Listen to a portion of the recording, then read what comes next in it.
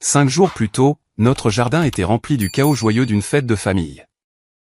Papa venait de recevoir sa promotion au poste de directeur régional des ventes, et maman avait insisté pour organiser un barbecue pour marquer l'occasion.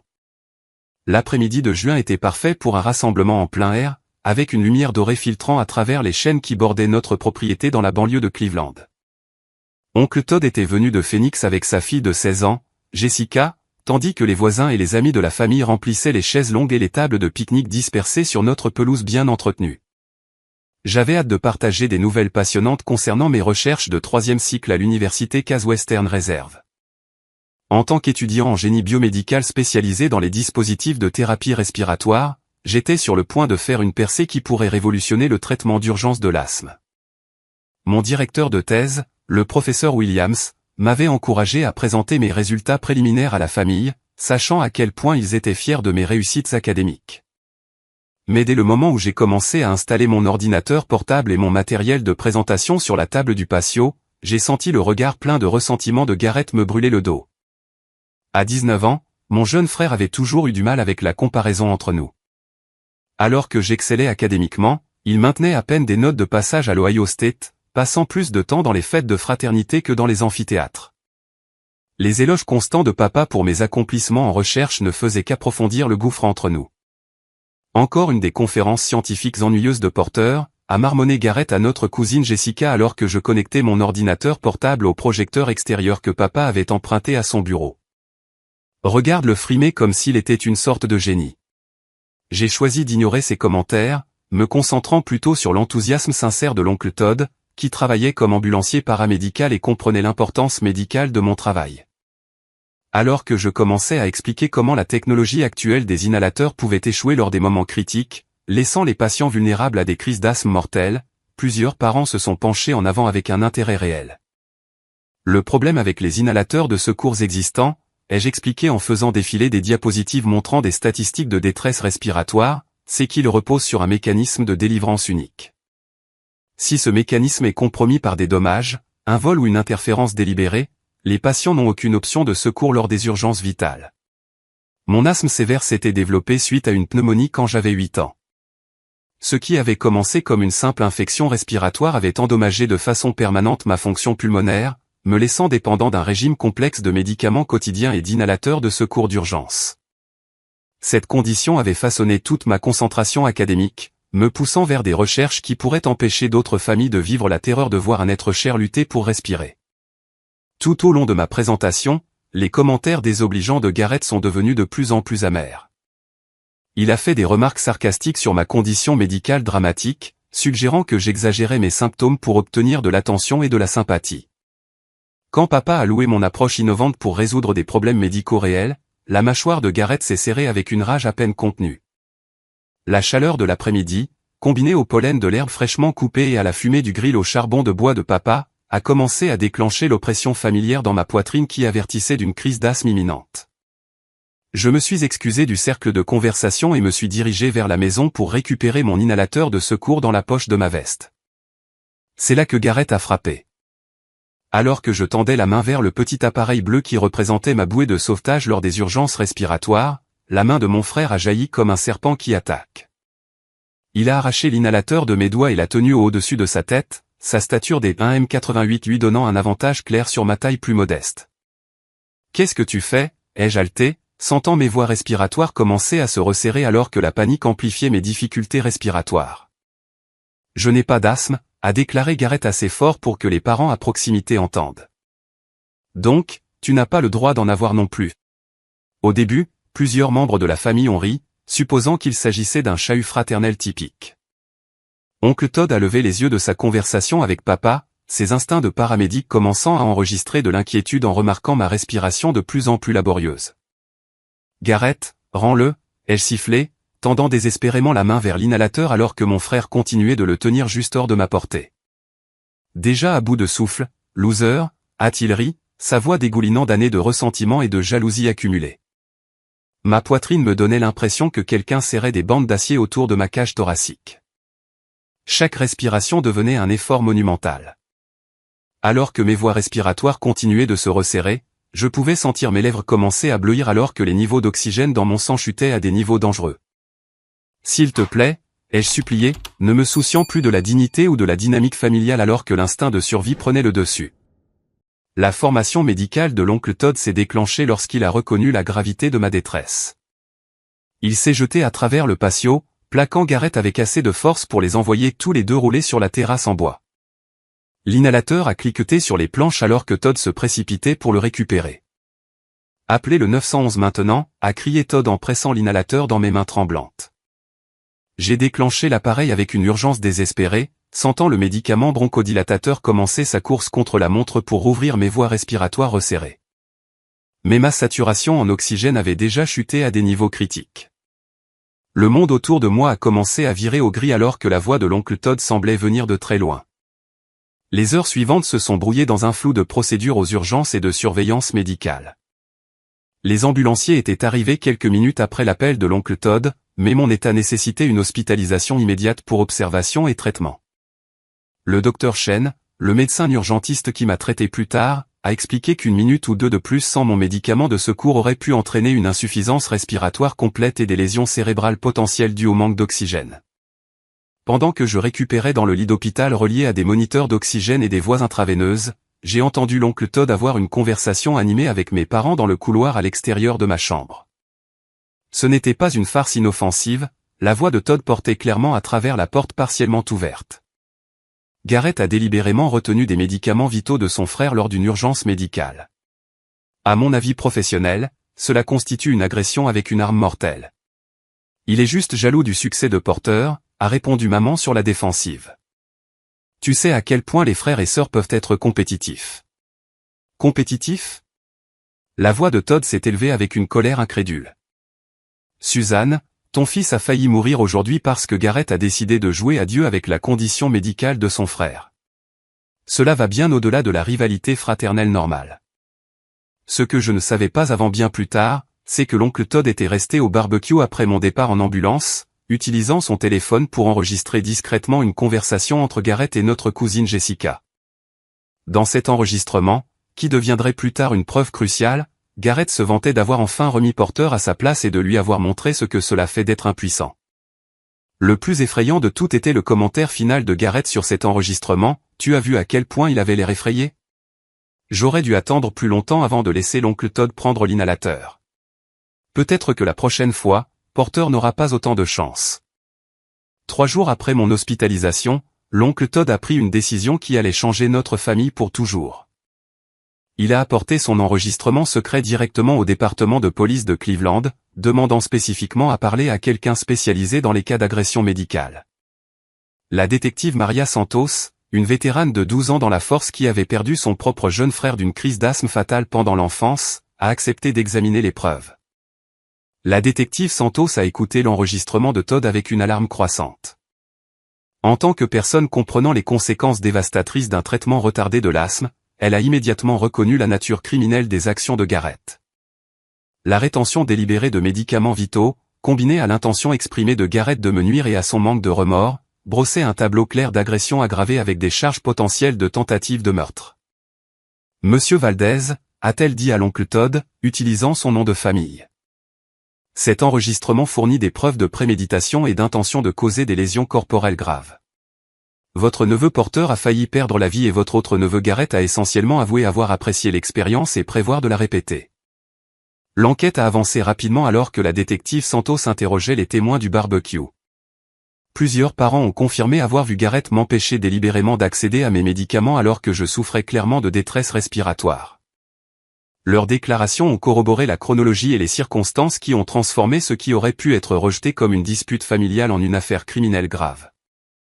Le docteur Amanda Richardson, ma pneumologue de longue date, a fourni un témoignage d'expert crucial sur la réalité médicale de ma condition. Elle a expliqué aux enquêteurs comment mon type particulier d'asthme sévère pouvait passer de symptômes gérables à une insuffisance respiratoire potentiellement mortelle en quelques minutes lorsque des facteurs déclencheurs se combinaient à des retards de médication. La saturation en oxygène de Porter à son arrivée aux urgences était de 68%, a rapporté le docteur Richardson. Les niveaux normaux varient de 95 à 100%. À 68%, il souffrait d'une hypoxémie sévère qui aurait pu causer des lésions cérébrales permanentes ou un arrêt cardiaque en quelques minutes. Pendant ce temps, je luttais avec la décision de poursuivre ou non des accusations criminelles contre mon propre frère. La pression de mes parents pour garder cela au sein de la famille était immense et émotionnellement épuisante. Ils avaient déjà engagé un avocat coûteux pour Garrett et épuisé des ressources qui avaient été destinées aux frais de mon programme doctoral. Ma petite amie Sarah, étudiante en soins infirmiers à l'école de médecine de l'université Case Western Reserve, m'a aidé à comprendre les implications plus larges des actions de Garrett. Lors d'une de nos conversations tardives dans mon appartement près du campus, elle a posé une question qui a tranché à travers ma confusion de loyauté familiale. Porter, et si Garrett fait ça à quelqu'un d'autre, a demandé Sarah, ses yeux bruns sérieux d'inquiétude.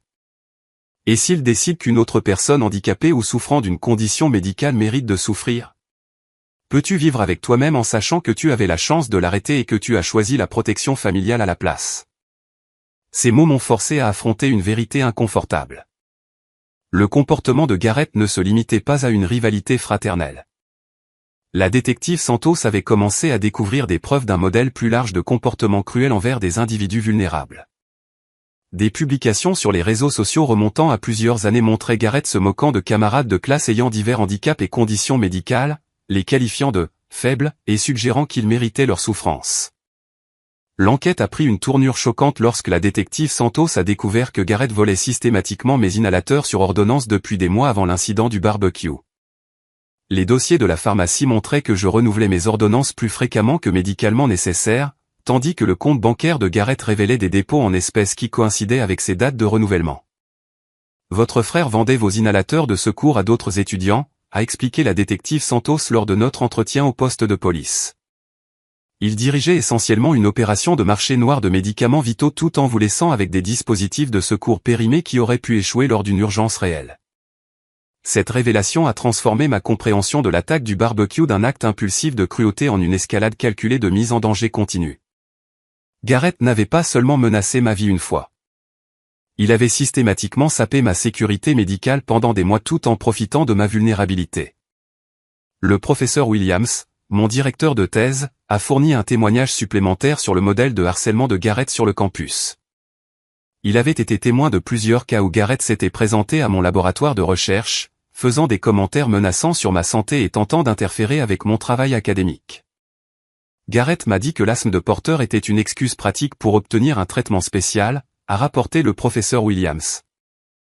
Il a dit que Porter ne méritait pas le succès parce que sa condition médicale lui donnait un avantage injuste grâce aux aménagements pour handicapés. Le procureur James Fletcher a reconnu l'impact potentiel de la poursuite de cette affaire. En tant que candidat à sa réélection sur une plateforme de protection des citoyens vulnérables, il a vu une opportunité d'envoyer un message fort sur la mise en danger médicale et les violations des droits des personnes handicapées. Cette affaire représente plus qu'une rivalité fraternelle qui a mal tourné, a annoncé le procureur Fletcher lors d'une conférence de presse. Les actions de M. Garrett Morrison constituent une agression préméditée délibérée sur un individu dont la condition médicale le rendait particulièrement vulnérable à des dommages graves ou à la mort.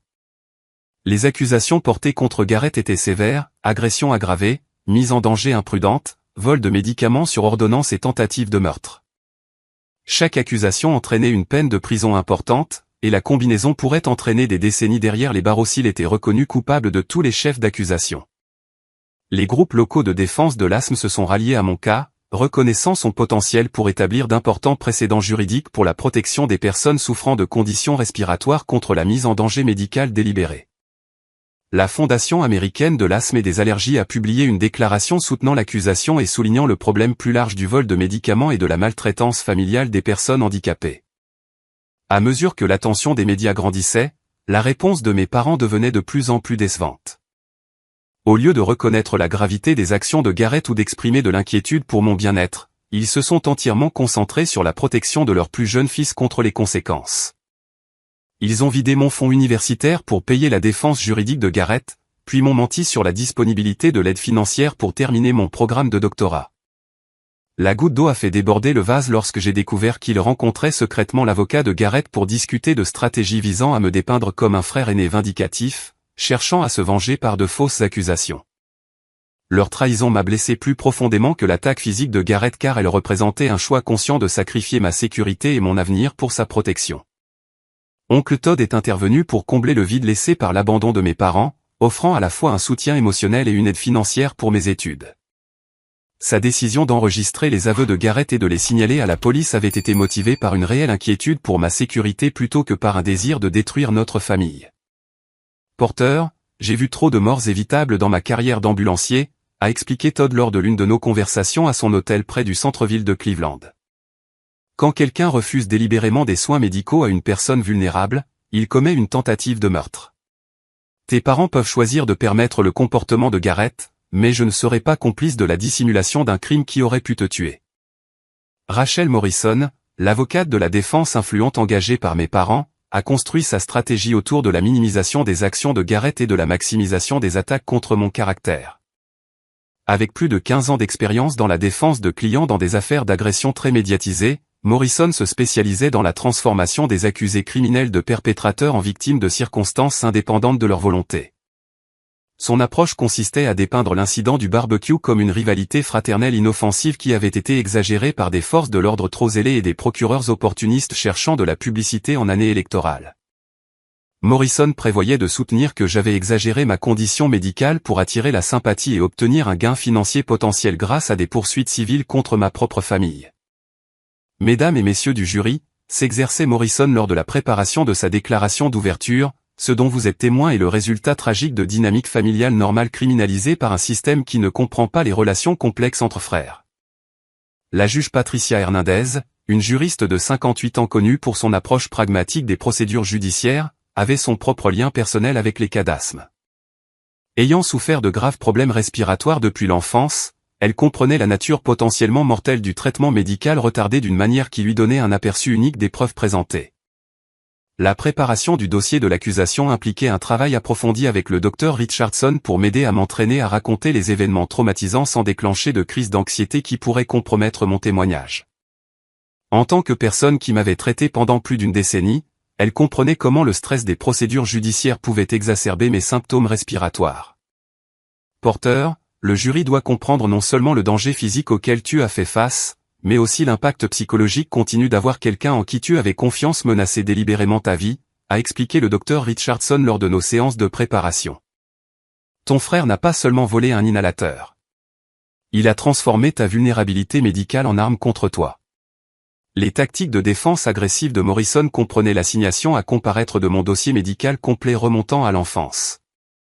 À la recherche d'incohérences ou de preuves que mon état d'asthme était moins grave que prétendu. Elle a demandé pourquoi je ne portais pas plusieurs inhalateurs de secours et a suggéré que toute personne responsable avec ma condition aurait pris des précautions supplémentaires contre la perte de médicaments. Le processus d'instruction a révélé le plan de Morrison de soutenir que j'avais délibérément provoqué les actions de Garrett en affichant mes réussites académiques et en le faisant se sentir inadéquat au sein de notre dynamique familiale. Elle avait l'intention de prétendre que ma présentation au barbecue était une tentative calculée d'humilier Garrett devant des parents et que sa réponse, bien qu'inappropriée, était compréhensible compte tenu de la provocation émotionnelle. La détective Santos a fourni une contre-attaque dévastatrice à cette stratégie de défense lorsque son enquête a découvert l'historique de recherche Internet de Garrett dans les semaines précédant l'incident du barbecue. Les enregistrements du navigateur de son ordinateur portable ont révélé de multiples recherches sur « Combien de temps quelqu'un peut-il survivre à une crise d'asthme, statistiques de décès par asthme, et « Symptômes de détresse respiratoire sévère ». Cette preuve démontre une préméditation claire, a témoigné la détective Santos lors des audiences préliminaires. Monsieur Morrison a recherché les conséquences potentielles de la rétention de médicaments contre l'asthme avant de les retenir réellement de son frère. Ce n'était pas un acte impulsif de rivalité fraternelle. C'était une attaque calculée sur quelqu'un qu'il savait médicalement vulnérable. La preuve de préméditation a renforcé l'accusation de tentative de meurtre et a sapé la représentation de Garrett par Morrison comme quelqu'un qui a simplement agi sous le coup d'une détresse émotionnelle momentanée. L'accusation pouvait désormais soutenir que Garrett avait passé des semaines à planifier une attaque spécifiquement conçue pour exploiter ma vulnérabilité respiratoire. Le comportement de Garrett pendant les procédures judiciaires a joué contre sa défense malgré le coaching de Morrison sur le maintien d'une attitude respectueuse. Il a constamment affiché de l'arrogance et un sentiment de droit, souriant avec suffisance pendant les témoignages sérieux et montrant un mépris évident pour le processus judiciaire. La juge Hernandez l'a averti à plusieurs reprises de son attitude irrespectueuse envers les témoins et le personnel du tribunal. Le témoignage d'expert du Dr Richardson a fourni au jury une compréhension claire de la physiologie de l'asthme et de l'importance critique de l'accès immédiat aux médicaments lors des crises. À l'aide d'illustrations médicales et d'équipements de surveillance en temps réel, elle a démontré à quelle vitesse mon état pouvait passer de symptômes gérables à une insuffisance respiratoire potentiellement mortelle. Lorsque quelqu'un souffrant d'asthme sévère se voit refuser l'accès à ces médicaments de secours, a expliqué le Dr Richardson au jury, chaque minute de retard augmente le risque d'invalidité permanente ou de décès. La décision de M. Morrison de retenir l'inhalateur de son frère, alors que Porter était clairement en détresse respiratoire, équivalait à pointer une arme chargée sur quelqu'un et à appuyer sur la gâchette. Le médecin urgentiste Dr Chen a témoigné de mon état à mon arrivée à l'hôpital après l'incident du barbecue. Son témoignage comprenait des images de sécurité de l'hôpital montrant mes lèvres bleues, ma respiration laborieuse et les interventions médicales urgentes nécessaires pour stabiliser mes niveaux d'oxygène. En 20 ans de médecine d'urgence, a déclaré le Dr Chen au jury, j'ai vu de nombreux décès évitables dus à des crises d'asthme. Monsieur Morrison est arrivé dans notre établissement dans un état critique qui aurait pu être fatal avec même quelques minutes de plus de traitement retardé. Le témoignage de l'oncle Todd s'est avéré particulièrement puissant alors qu'il décrivait m'avoir vu m'effondrer pendant que Garrett continuait de tenir mon inhalateur hors de portée. En tant qu'ambulancier ayant une vaste expérience des urgences respiratoires, Todd pouvait parler avec autorité des signes médicaux qu'il avait observés et de l'urgence de l'intervention requise. Je savais que Porter était en train de mourir, a témoigné Todd, sa voix stable mais chargée d'émotion. Ses lèvres étaient bleues, sa respiration était extrêmement superficielle et son niveau de conscience déclinait rapidement. Garrett tenait la seule chose qui pouvait sauver la vie de son frère, et il prenait plaisir à voir Porter souffrir. Le témoignage réticent de mes parents a encore endommagé le cas de Garrett, car ils ont été forcés d'admettre sous serment qu'ils avaient été témoins de son refus de me rendre mon inhalateur, malgré ma détresse médicale évidente. Le contre-interrogatoire a révélé leur longue histoire consistant à permettre le comportement intimidant de Garrett et à minimiser la gravité de ma condition médicale. Vous avez décrit votre fils, Garrett, comme compétitif et déterminé, a noté le procureur lors du contre-interrogatoire de ma mère. Décririez-vous également le fait de retenir délibérément des médicaments vitaux à quelqu'un ayant une urgence médicale comme un comportement compétitif ? L'incapacité de maman à répondre directement à cette question en disait long au jury sur le dysfonctionnement de notre famille et sa réticence à tenir Garrett responsable d'actions potentiellement mortelles. Le moment culminant de cette phase est survenu lors du contre-interrogatoire agressif de Morrison conçu pour me faire admettre que je n'étais pas vraiment en danger grave pendant l'incident du barbecue. Sa stratégie impliquait de me pousser à reconnaître que j'avais exagéré mes symptômes ou que l'attaque n'était pas aussi grave que le suggéraient les dossiers médicaux. Monsieur Morrison, a-t-elle insisté. N'est-il pas vrai que vous auriez pu simplement demander à d'autres membres de la famille de vous aider à récupérer votre inhalateur au lieu de créer cette scène dramatique ? Le stress de son interrogatoire agressif combiné à la mauvaise circulation de l'air dans la salle d'audience et à mon anxiété persistante à l'idée de revivre l'attaque a déclenché un épisode d'asthme inattendu juste là, à la barre des témoins.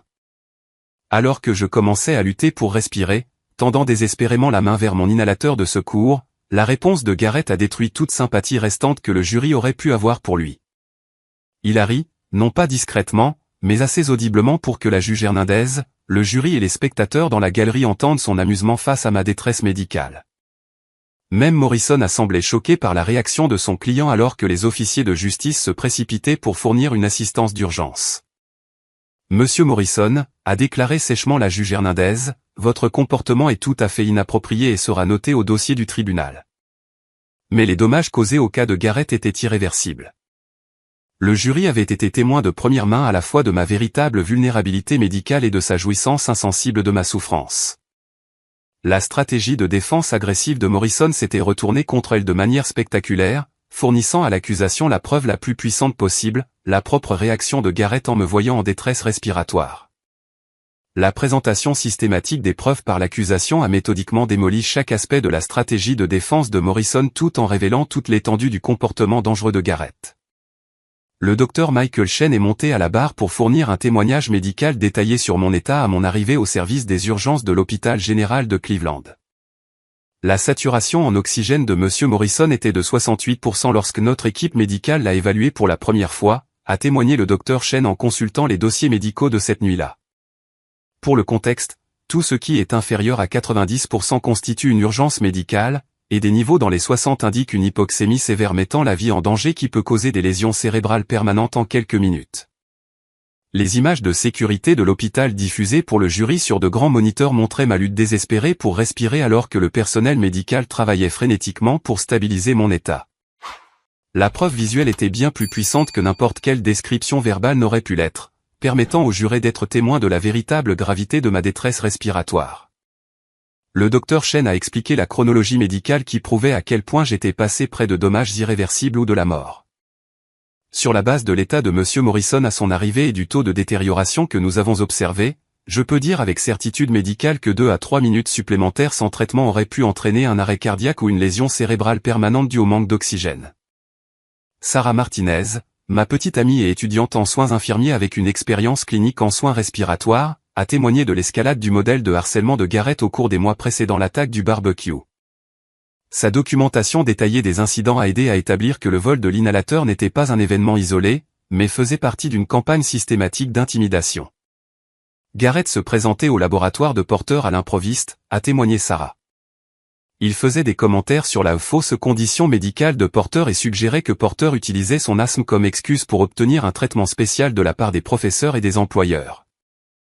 Elle a décrit des incidents spécifiques où Garrett m'avait suivi à des événements universitaires, passé des appels téléphoniques menaçant tard le soir et tenté de saboter mon équipement de recherche en altérant les systèmes de ventilation du laboratoire où je menais des expériences sur des dispositifs de thérapie respiratoire. Le professeur Williams a témoigné des visites non autorisées de Garrett aux installations universitaires et de ses tentatives de discréditer mon travail académique en diffusant de fausses informations sur mes méthodes de recherche et mes résultats.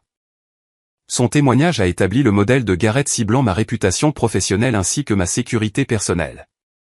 Monsieur Garrett Morrison m'a dit que son frère ne méritait pas le succès académique parce que sa condition médicale lui donnait des avantages injustes grâce aux aménagements pour handicapés, a rapporté le professeur Williams.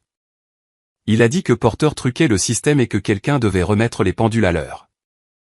L'expert en technologie de l'accusation a présenté des preuves de criminalistique numérique qui brossaient un tableau troublant des activités en ligne et des communications privées de Garrett. Les messages textes supprimés récupérés de son téléphone montraient des conversations avec des amis où il se vantait de me contrôler et de prévoir de m'apprendre une leçon que je n'oublierai pas. L'analyse des médias sociaux a révélé des années de publications où Garrett se moquait de personnes ayant divers handicaps et conditions médicales. Ses comptes Twitter et Instagram contenaient des dizaines de commentaires cruels sur des camarades de classe qui utilisaient des fauteuils roulants, des appareils auditifs ou d'autres dispositifs médicaux, les qualifiant de « faibles » et suggérant qu'ils méritaient leurs difficultés. Le docteur Jennifer Lou, une psychiatre nommée par le tribunal qui avait évalué Garrett pendant la période pré-procès, a témoigné de ses conclusions concernant son état mental et son potentiel de violence future. Son évaluation professionnelle a fourni des aperçus troublants sur la psychologie et les motivations de Garrett. Monsieur Morrison présente des caractéristiques cohérentes avec un trouble de la personnalité narcissique combiné à des traits antisociaux, a rapporté le docteur Lou. Il montre un manque total d'empathie pour la souffrance d'autrui et tire en fait du plaisir à causer de la douleur à ceux qu'il perçoit comme vulnérables ou qui ont du succès. L'évaluation psychiatrique a révélé que Garrett ne voyait pas ma condition médicale comme un problème de santé grave, mais comme une faiblesse qu'il pouvait exploiter pour affirmer sa domination au sein de notre structure familiale. Son ressentiment envers mes réussites académiques s'était combiné à ses troubles de la personnalité pour créer un individu dangereux capable d'une violence croissante. L'enquêteur sur les crimes financiers, le détective Kevin Park, a témoigné du réseau de vol plus large que Garrett avait organisé autour du trafic de médicaments sur ordonnance. L'enquête a révélé qu'il volait et vendait non seulement mes inhalateurs, mais aussi de l'insuline d'étudiants diabétiques et des épipens de ceux souffrant d'allergies sévères. Monsieur Morrison dirigeait un réseau sophistiqué de marché noir ciblant des médicaments vitaux d'étudiants universitaires sur plusieurs campus de l'Ohio, a expliqué le détective Park. Ses profits tirés de ces vols ont dépassé 12 000 $ sur 8 mois tout en mettant des douzaines d'individus vulnérables en risque d'urgence médicale. Le réseau de vol de médicaments avait entraîné plusieurs incidents évités de justesse où des étudiants ont failli mourir lorsque leurs dispositifs volés ont été remplacés par des produits périmés ou contrefaits. L'opération de Garrett démontrait un mépris total pour la vie humaine dans la poursuite d'un gain financier tiré des vulnérabilités médicales d'autrui. Ashley Thompson, l'ancienne petite amie de Garrett du lycée, a courageusement témoigné de son histoire d'abus psychologiques et de mise en danger délibérée de personnes souffrant de conditions médicales. Son témoignage a révélé que l'attaque du barbecue n'était pas sa première tentative de nuire à quelqu'un en interférant avec ses soins médicaux. Garrett a une fois altéré mon repas alors qu'il savait que j'avais de graves allergies aux noix, a déclaré Ashley au jury, sa voix tremblant de peur mémorisée.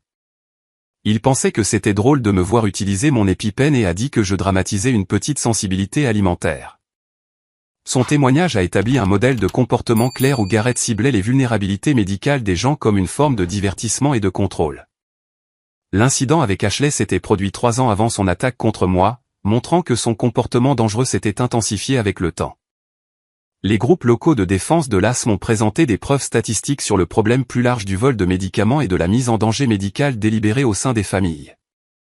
Le représentant de la Fondation américaine de l'asthme et des allergies a témoigné de cas similaires à travers le pays et du besoin urgent de protection juridique plus forte. Le cas de M. Morrison représente une tendance inquiétante que nous voyons à l'échelle nationale, a expliqué le représentant.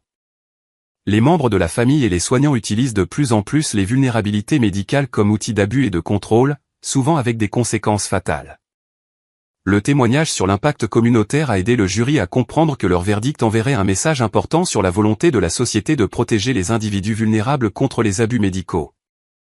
Même lorsque ces abus proviennent de membres de la famille qui devraient fournir soins et soutien. La preuve la plus dévastatrice de l'accusation est venue d'une source inattendue, Emma Rodriguez, la petite amie actuelle de Garrett, qui l'avait secrètement enregistré en train de célébrer mon hospitalisation lors d'une fête après l'incident du barbecue. Sa décision de contacter les procureurs avec des preuves vidéo a démontré l'étendue choquante du manque de remords de Garrett.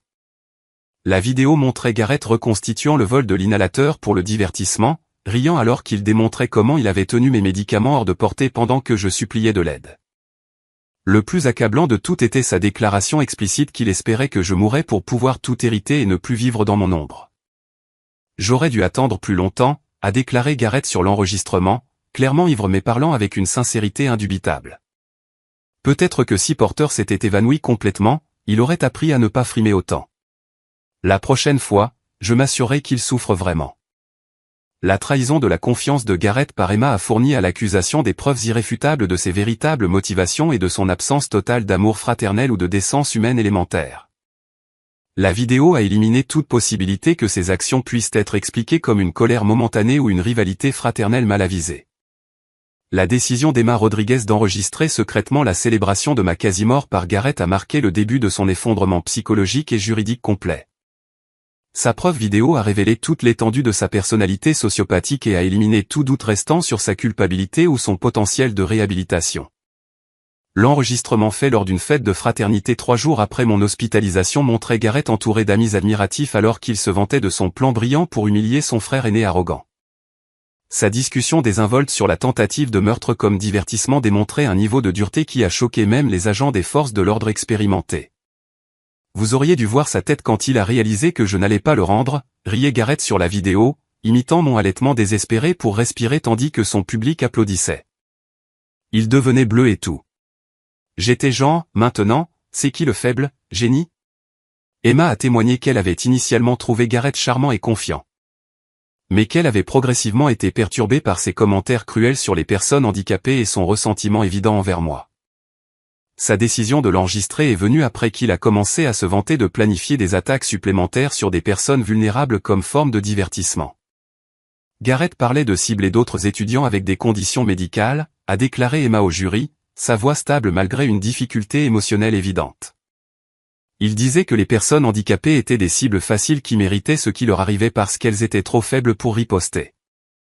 La preuve vidéo a également révélé que Garrett enseignait à d'autres membres de la fraternité comment identifier et voler des dispositifs médicaux de camarades vulnérables.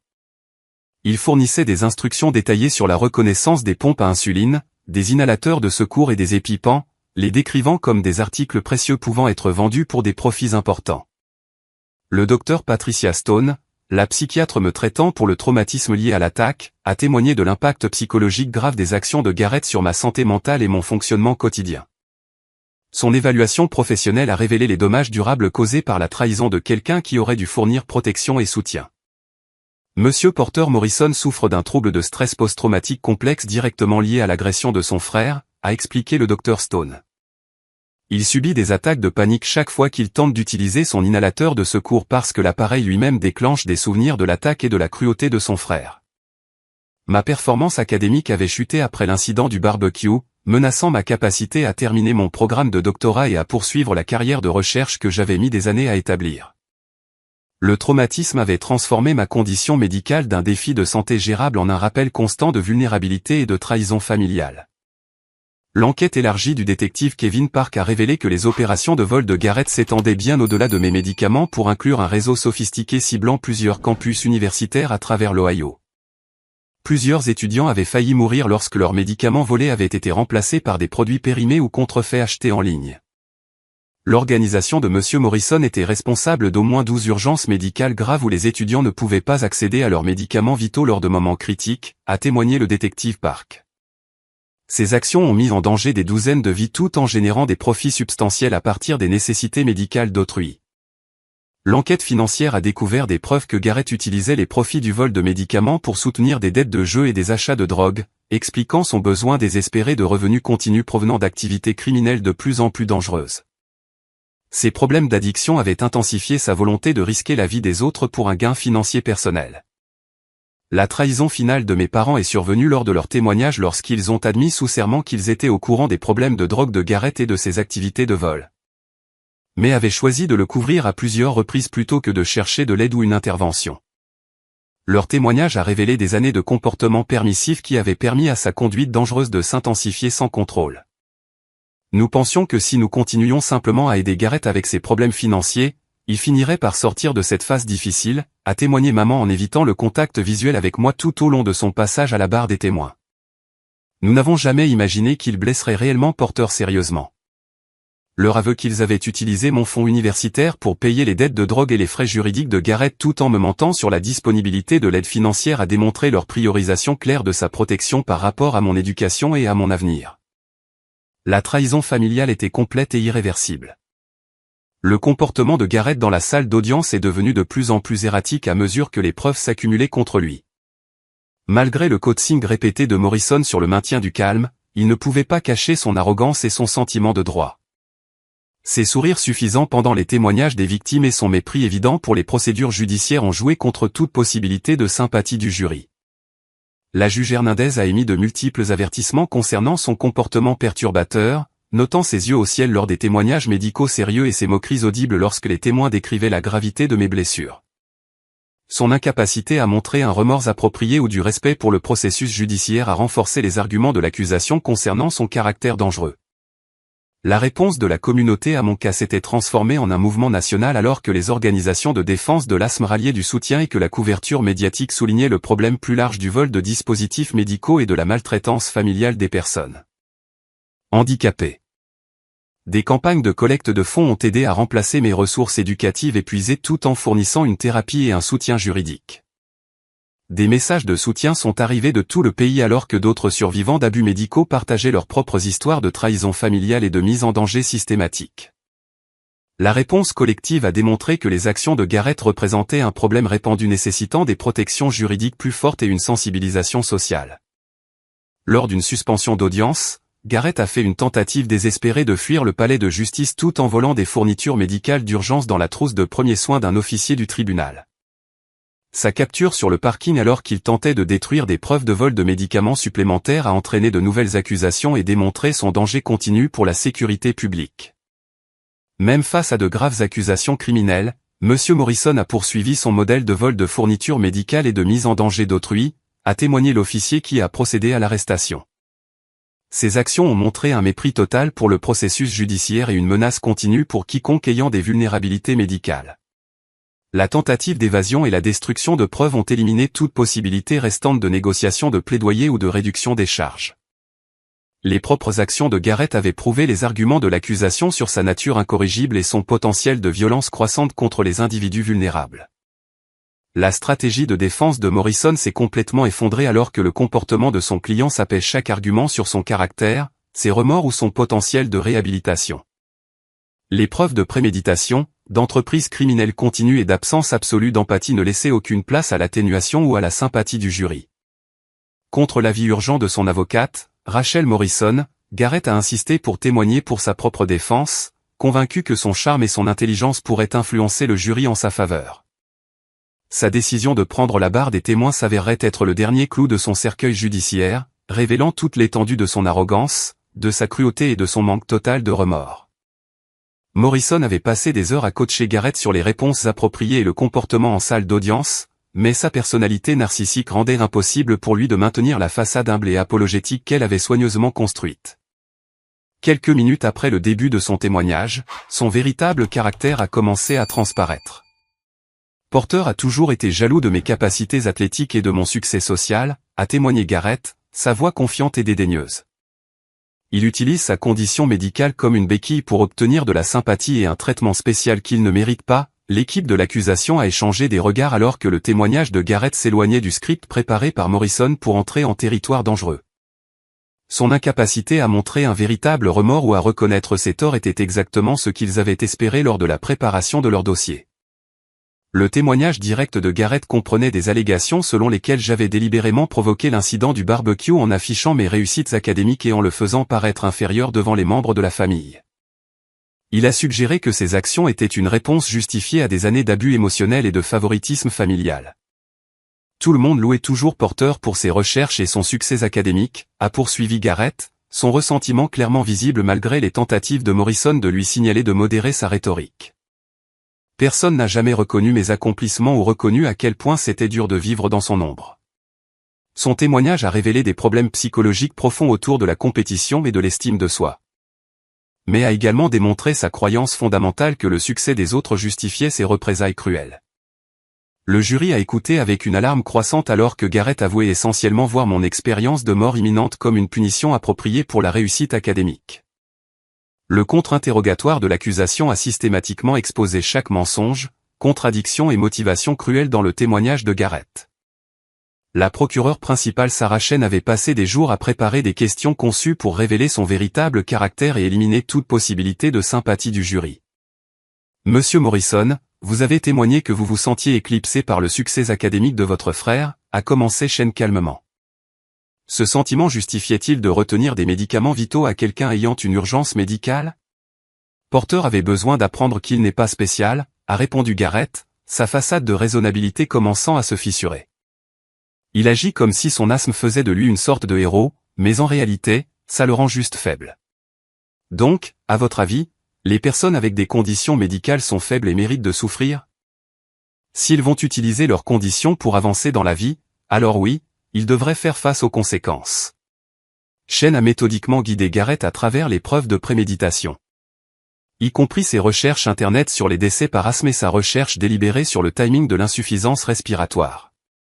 Chaque question révélait davantage de sa planification calculée et de son intention malveillante. Vous avez recherché combien de temps quelqu'un pouvait survivre à une crise d'asthme avant qu'elle ne devienne fatale. Correct? J'étais juste curieux de la condition de Porter. Et vous étiez curieux de cette information 3 semaines avant l'incident du barbecue où vous avez retenu ces médicaments? Je ne me souviens pas du timing exact. Cela vous rafraîchirait-il la mémoire de voir votre historique de navigation montrant ces recherches à des dates précises? À mesure que les preuves s'accumulaient autour de ses mensonges et de sa préméditation, Garrett devenait de plus en plus agité et défensif. Son image soigneusement construite de légitime défense raisonnable s'est effondrée alors que l'accusation révélait ses mois de planification et sa jouissance de la souffrance d'autrui. Le moment culminant est survenu lorsque Chen a diffusé l'enregistrement vidéo qu'Emma avait fait de Garrett célébrant mon hospitalisation et se vantant de ses plans pour de futures attaques. En se regardant sur les moniteurs de la salle d'audience, le visage de Garrett a rougi d'embarras et de rage. Cette vidéo a été sortie de son contexte, a-t-il affirmé désespérément. J'étais ivre et j'essayais juste d'impressionner les gens lors d'une fête. Donc, quand vous avez dit que vous espériez que votre frère mourrait pour pouvoir tout hériter, c'était juste des paroles de fête? Porter a toujours été dramatique à propos de sa condition médicale, je ne pensais pas qu'il était vraiment en danger grave. Malgré vos recherches sur les taux de mortalité de l'asthme et votre rétention délibérée de son médicament de secours lors d'une crise sévère? Les réponses de Garrett sont devenues de plus en plus incohérentes alors qu'il essayait d'expliquer les preuves accablantes de sa culpabilité. Son témoignage a révélé non seulement un comportement criminel, mais aussi un manque fondamental d'empathie humaine qui le rendait dangereux pour toute personne vulnérable. Les déclarations d'impact des victimes d'autres survivants du réseau de vol de médicaments de Garrett ont fourni des témoignages puissants sur l'impact plus large de son entreprise criminelle.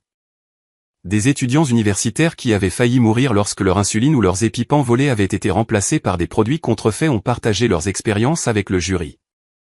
Je suis entré en choc diabétique parce que Gareth Morrison a volé mon insuline et l'a remplacée par de l'eau, a témoigné l'étudiante de 2e année Jennifer Walsh. J'ai passé 4 jours en soins intensifs et j'ai failli mourir parce qu'il voulait de l'argent pour la drogue. Le témoignage sur l'impact communautaire comprenait des représentants d'organisations de défense des droits des personnes handicapées et des fabricants de dispositifs médicaux qui ont expliqué comment le vol et la rétention délibérée d'équipements médicaux représentaient une menace croissante pour les populations vulnérables à l'échelle nationale. Le cas de Porter avait inspiré un projet de loi surnommé « Loi Porter », qui renforcerait les sanctions pour le vol de dispositifs médicaux et fournirait de meilleures protections juridiques aux personnes handicapées confrontées à une mise en danger délibérée par des membres de la famille ou des soignants. La délibération du jury n'a duré que 6 heures, indiquant la nature claire des preuves et le témoignage convaincant qu'ils avaient entendu.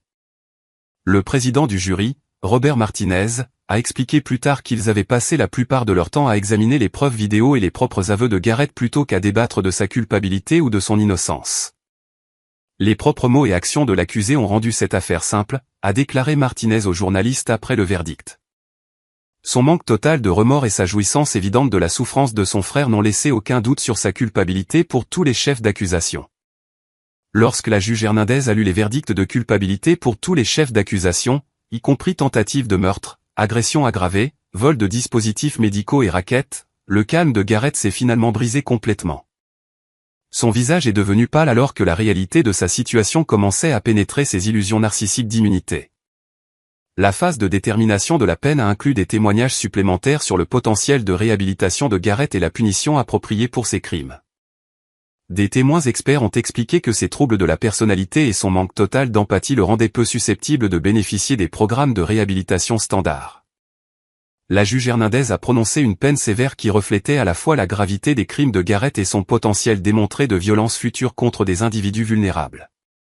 15 ans dans une prison à sécurité maximale sans possibilité de libération conditionnelle pour les 8 premières années, avec des peines consécutives supplémentaires pour le réseau de vol et les accusations d'agression en salle d'audience. Monsieur Morrison, vos actions représentent une attaque calculée et soutenue sur l'une des populations les plus vulnérables de la société, a déclaré la juge Hernandez lors de la condamnation. Votre manque total de remords et votre intention exprimée de continuer à nuire aux personnes handicapées font de vous un danger permanent pour la sécurité publique. En entendant sa sentence, le masque final de civilité de Gareth a entièrement disparu. Il s'est jeté à travers la salle d'audience vers moi, hurlant des menaces et des obscénités avant d'être plaqué par plusieurs huissiers.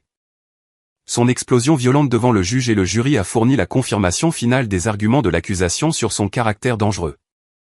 J'aurais dû te laisser mourir, a-t-il hurlé alors que les officiers le maîtrisaient.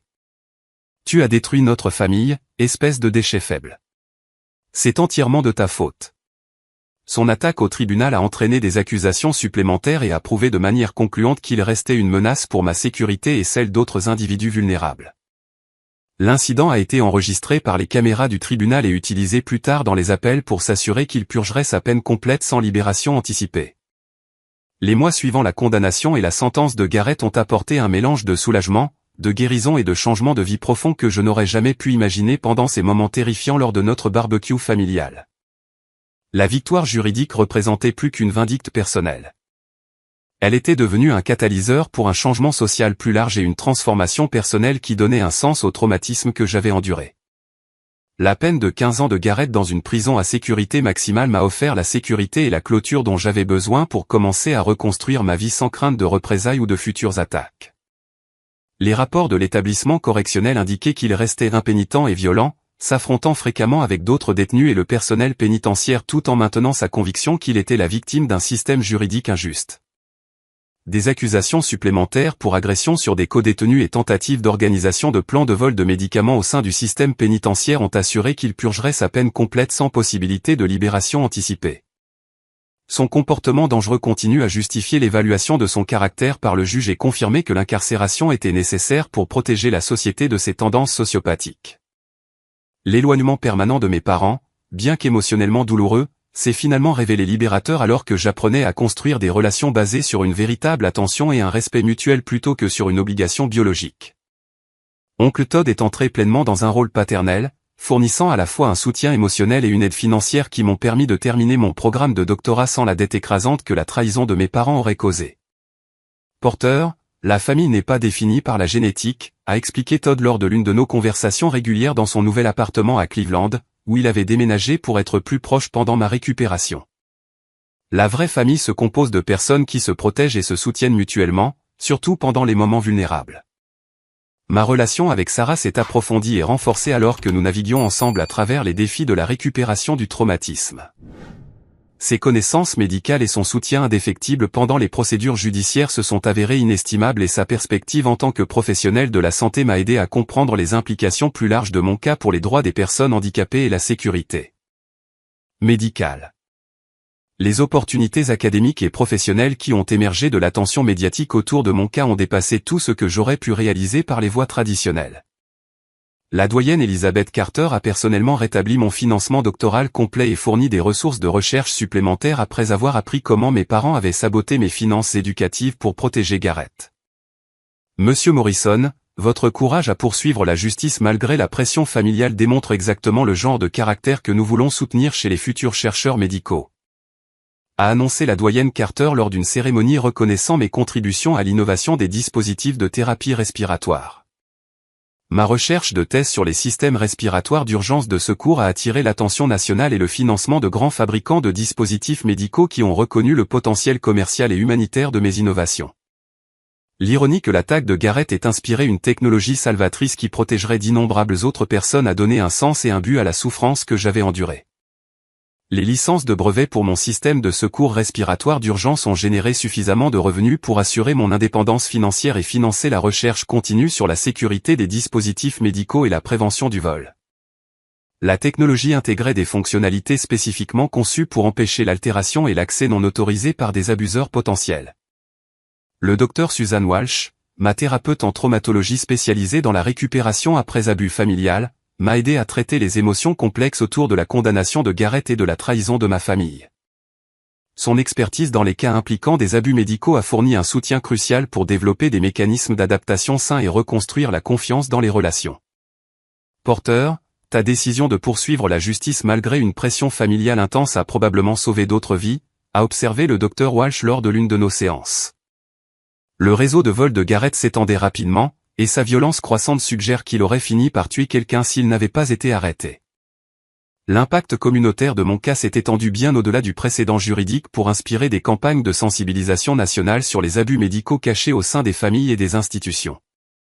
Des groupes de soutien se sont formés pour les survivants de mise en danger médicale tandis que des organisations de défense utilisaient mon histoire pour faire pression en faveur de protections juridiques plus fortes et de meilleurs mécanismes de signalement.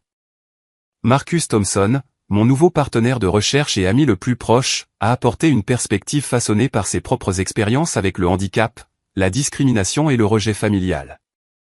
Notre collaboration sur les innovations en thérapie respiratoire a combiné nos différents domaines d'expertise tout en fournissant un soutien mutuel pour naviguer à travers les défis académiques et sociaux. Tu as transformé la pire chose qui te soit jamais arrivée en quelque chose qui aide d'autres personnes, a observé Marcus alors que nous examinions les résultats préliminaires des tests pour nos derniers prototypes de dispositifs. Les organisations locales et nationales de défense de l'asthme m'ont invité à prendre la parole lors de conférences et d'événements de sensibilisation où j'ai partagé mon histoire et promu les réformes juridiques inspirées par mon cas. Les opportunités de prise de parole m'ont permis de me connecter avec d'autres survivants tout en éduquant les professionnels de la santé et les familles sur les signes et la prévention des abus médicaux. L'adoption de la loi Porter, en Ohio, suivie d'une législation similaire dans 12 autres États, a établi des sanctions plus fortes pour le vol de dispositifs médicaux et a fourni des protections juridiques renforcées pour les personnes vulnérables confrontées à une mise en danger délibérée par des membres de la famille ou des soignants. Les lois comprenaient des dispositions pour des ordonnances de protection d'urgence et des unités de poursuite spécialisées formées aux cas d'abus médicaux. Le succès professionnel dans le domaine du génie biomédical a ouvert des portes à des opportunités de consultation avec des hôpitaux et des entreprises de dispositifs médicaux cherchant à améliorer les protocoles de sécurité et d'accès pour les médicaments d'urgence. Mon expertise acquise grâce à une expérience personnelle traumatisante a fourni des aperçus uniques sur les vulnérabilités que des chercheurs purement académiques pourraient négliger. Les règlements financiers des poursuites civiles contre Garrett et mes parents ont fourni des ressources supplémentaires pour poursuivre la recherche et soutenir d'autres survivants d'abus médicaux. Plutôt que de chercher un enrichissement personnel, j'ai dirigé la plupart des fonds vers des programmes de bourse pour étudiants handicapés et la recherche sur les technologies de prévention des abus. la décision de l'oncle Todd de déménager définitivement à Cleveland a créé la relation familiale stable que je n'avais jamais connue avec mes parents biologiques. Son réseau de soutien comprenait sa fille Jessica, maintenant étudiante en pré-médecine, inspirée par mon cas pour poursuivre la médecine d'urgence, créant de nouveaux liens qui semblaient plus authentiques que tout ce que j'avais connu en grandissant. Debout devant un public de 1200 professionnels de la santé, défenseurs et survivants lors de la conférence nationale sur l'asthme à Denver, j'ai prononcé le discours liminaire qui résumait mon parcours de victime à survivant à défenseur.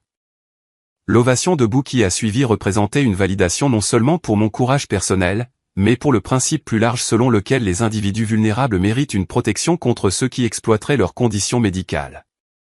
Il y a 5 ans, mon propre frère a tenu mon inhalateur de secours au-dessus de sa tête pendant que je luttais pour chaque respiration, ai-je dit au public, ma voix forte et confiante malgré le poids émotionnel du souvenir. Il a ricané et déjà à bout de souffle, « loser », alors que mes niveaux d'oxygène chutaient à des niveaux mettant ma vie en danger. Aujourd'hui, ces actions ont inspiré des réformes juridiques, des innovations technologiques et des campagnes de sensibilisation qui protègent d'innombrables autres personnes contre des abus similaires. La leçon de vie qui a émergé de cette expérience traumatisante s'est centrée sur le courage requis pour choisir la justice plutôt que la loyauté familiale lorsque la sécurité est en jeu. Et la compréhension que la vraie famille se compose de ceux qui protègent plutôt que de ceux qui partagent la génétique. Mon expérience de mort imminente avait conduit non seulement à une croissance personnelle, mais à des changements systémiques qui bénéficieraient aux populations vulnérables pour les générations à venir. Parfois, les personnes qui sont censées nous protéger deviennent la source de notre plus grand danger, ai-je conclu mon discours. Mais lorsque nous trouvons le courage de dire la vérité et de chercher la justice, nous pouvons transformer nos pires expériences en force de changement positif qui s'étendent bien au-delà de nos vies individuelles. La satisfaction émotionnelle de voir Garrett faire face aux conséquences de ses actes pâlissait en comparaison de l'épanouissement plus profond qui venait de l'utilisation de mon expérience pour protéger les autres et faire progresser la sécurité médicale. La justice avait été rendue non seulement par la punition, mais par la prévention, l'éducation et la réforme systémique.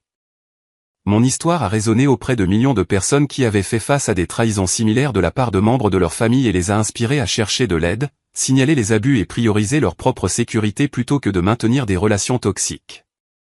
Le courage de briser le silence sur les abus médicaux au sein des familles a créé des effets d'entraînement qui se sont étendus bien au-delà de mon cas individuel.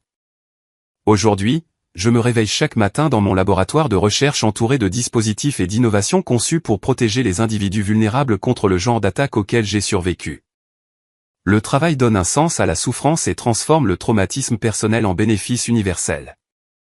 Alors que je réfléchis à ce parcours depuis ce moment terrifiant où mon propre frère a choisi la cruauté plutôt que la compassion, je comprends que survivre ne concerne pas seulement la récupération physique, mais le choix de devenir plus fort, plus sage et plus engagé à protéger les autres qui font face à des vulnérabilités similaires.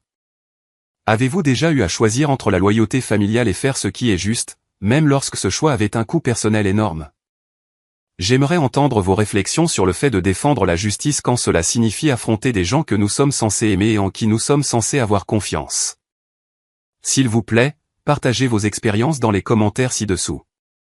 Et si cette histoire a résonné en vous, je vous serais reconnaissant d'aimer cette vidéo, de vous abonner à la chaîne pour plus d'histoires sur la façon de surmonter l'adversité et de la partager avec d'autres qui pourraient trouver de l'espoir en apprenant que la justice et la guérison sont possibles même après les trahisons les plus profondes.